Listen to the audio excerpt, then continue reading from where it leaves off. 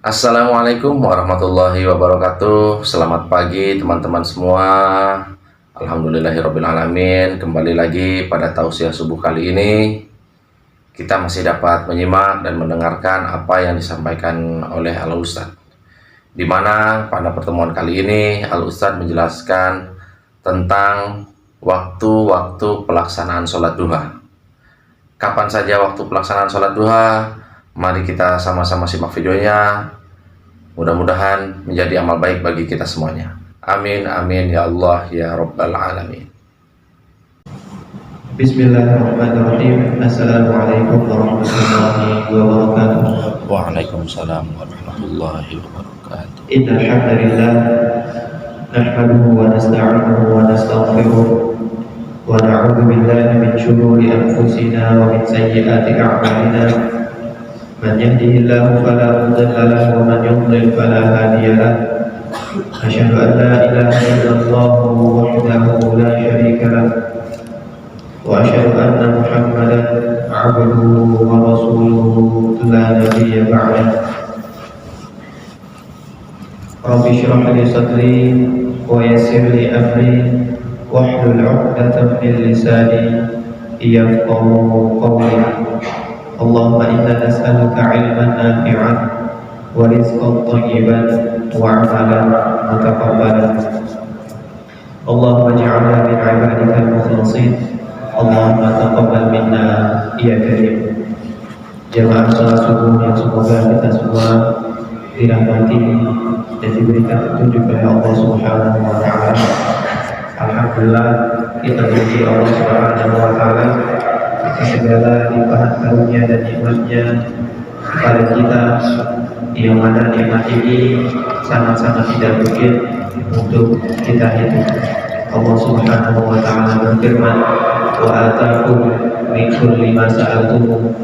Allah Subhanahu wa taala berfirman yang artinya, dan Allah Subhanahu wa taala telah memberikan kepada kalian apapun yang kalian minta. Wa in ta'udu ni'matallahi la tuhsuha.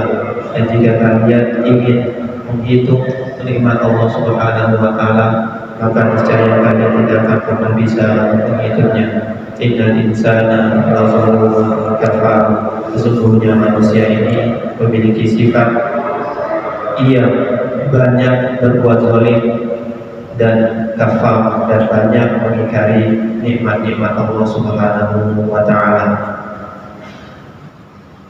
Kita bersyukur kepada Allah Subhanahu wa taala dengan berharap agar Allah Subhanahu wa taala menjadikan kita di antara hamba-hambanya yang sedikit, karena Allah Subhanahu wa taala berfirman, wa qalilun min ibadiyasy syakur, dan sangat sedikit sekali di antara hamba-hambaku yang bersyukur. Jemaah rahmatillah wa iyyakum jami'an.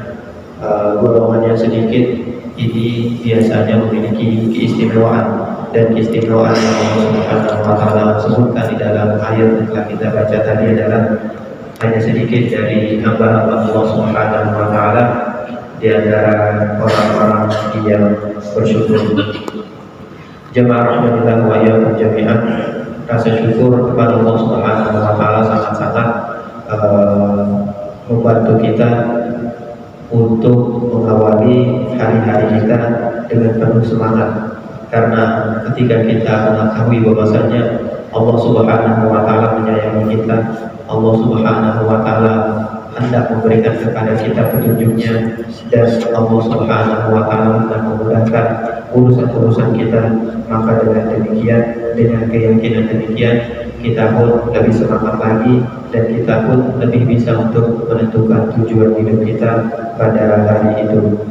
Yang kedua, salawat serta salam semoga tetap tercurahkan kepada baginda Nabi besar Muhammad SAW, suri tauladan yang terbaik bagi kita, figur Islam yang mana dari beliaulah kita mempelajari Islam ini, yang mana sebenarnya Islam ini hanyalah teori saja, dan Rasulullah SAW lah yang menjadi panutan kita bagaimana seharusnya menjalankan teori tersebut. Kita bersalawat kepada Nabi SAW sebagai bukti cinta kita kepada beliau, sebagai bukti bakti kita kepada beliau, dan juga sebagai bukti cinta kita kepada beliau dan juga kepada sahabat-sahabat dan keluarga beliau. Allahumma shalli wa sallim ala nabiyyina Muhammad.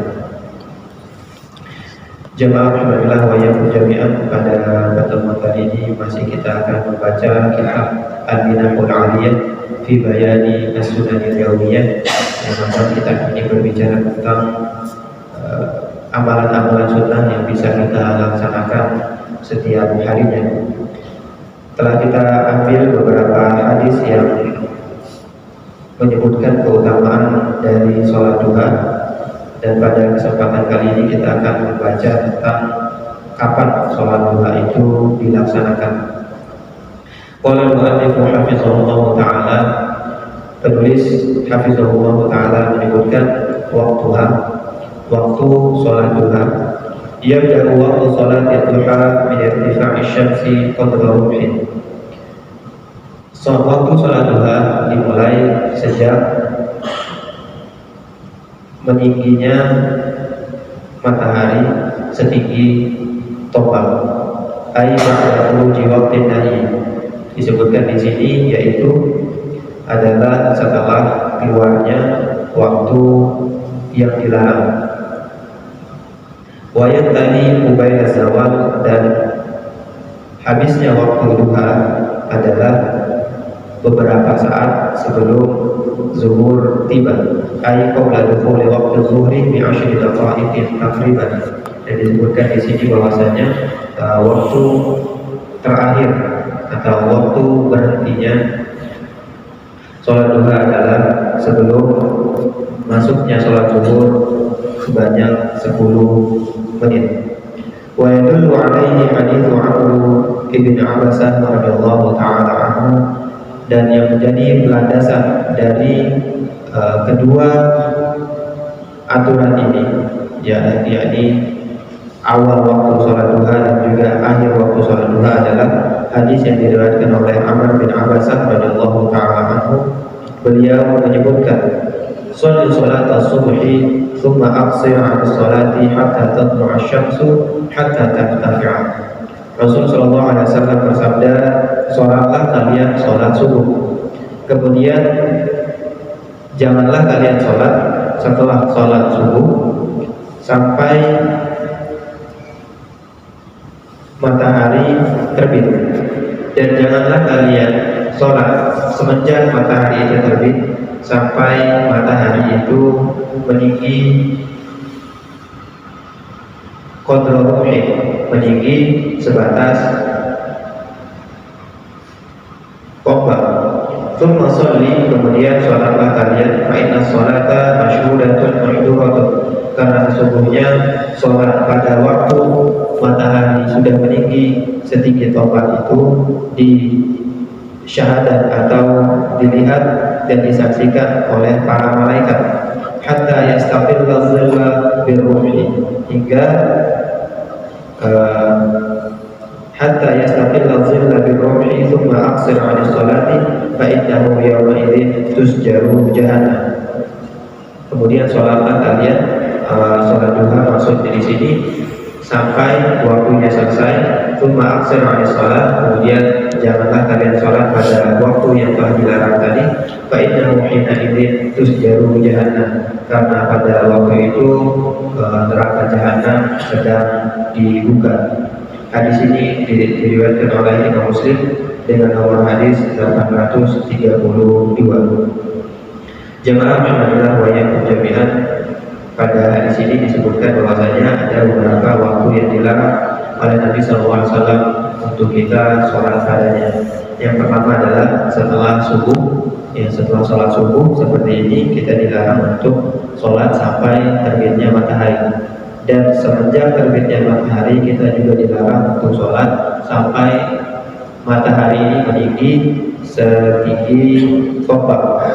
Setinggi tombak ini disebutkan di beberapa penjelasan bahwasanya mungkin jaraknya kalau kita bisa katakan 20 sampai 30 menit semenjak terbitnya matahari. ثم sholli fa inna sholata masyhudatun mahduratun. Dan disebutkan di sini pula dalam hadis yang tadi kita sebutkan bahwasanya sholat duha itu disaksikan oleh para malaikat. Kemudian waktu yang terakhir dari sholat duha itu sendiri adalah sebelum masuknya waktu zuhur. Sebelum masuknya waktu zuhur, yang mana ketika sebelum matahari itu pas di atas kepala manusia, pas di atas ya, sejajar dengan kalau yang dijelaskan di beberapa kitab adalah ketika tidak ada bayangan, yang ketika tidak ada bayangan, waktu itu adalah waktu yang dilarang untuk sholat, karena disebutkan di sini fa innahu hina idzin tusjaru jahannam, karena pada waktu itu pintu neraka jahanam sedang dibuka. Kemudian disebutkan wa afdhalu waqtuha, telah kita sebutkan tentang waktu sholat duha itu sendiri. Kemudian di sini ada waktu yang paling afdal. Waktu yang paling afdal adalah di akhir waqtiha wa dzalika hina tarmudul fisal. Waktu yang paling afdal untuk melaksanakan sholat duha adalah di akhir-akhir waktu duha itu sendiri, yaitu la wa dzalika hina tarmudul fisal, yaitu ketika tarmudul fisal. Nanti kita akan melihat penjelasan apa yang dimaksud dengan tarmudul fisal. Wa yadullu alaihi, dalilnya adalah hadis Zaid bin Arqam radhiyallahu taala anhu, anna Nabi sallallahu alaihi wasallam qala, sesungguhnya Nabi sallallahu alaihi wasallam bersabda, salatul awwabina hina tarmudul fisal, sesungguhnya salat orang-orang yang terbiasa untuk kembali kepada Allah Subhanahu wa taala, salatul awwabin, atau kita terjemahkan salat orang-orang yang senang untuk bertaubat kepada Allah Subhanahu wa taala adalah ketika tarmudul fisal.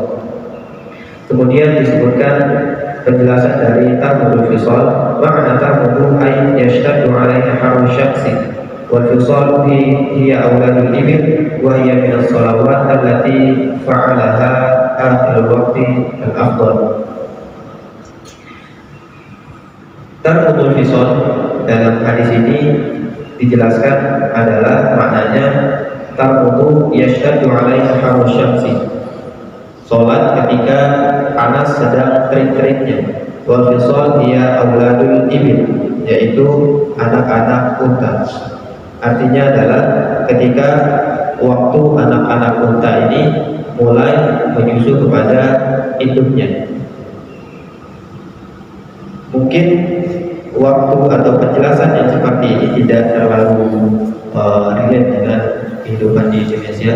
Akan tetapi maksud dari hadis ini adalah ketika sedang panas-panasnya, maka disitulah sholat waktu duha itu atau sholat duha itu yang paling afdal.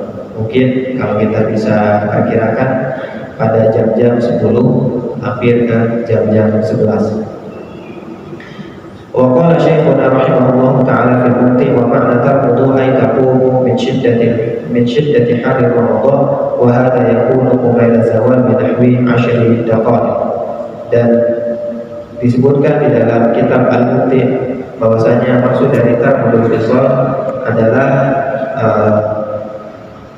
bangkitnya anak-anak unta itu dari pasir yang ketika itu teriknya matahari, ya.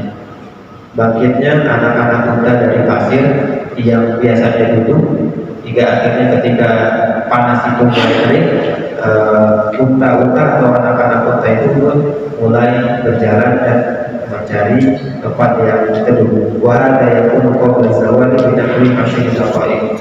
Dan biasanya ini adalah, atau kalau bisa diperkirakan, ini adalah waktu sebelum masuknya sholat zuhur. Jemaah rahimahullah wa iyyakum jami'an, sekira demikian apa yang dapat kami sampaikan. Semoga bermanfaat, semoga bisa menjadikan semoga bisa mendorong kita untuk selalu mempersembahkan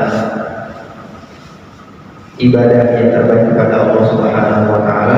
Kita tutup majlis. Subhanallah wa bihamdika asyhadu an la ilaha illa anta astaghfiruka wa atubu ilaik.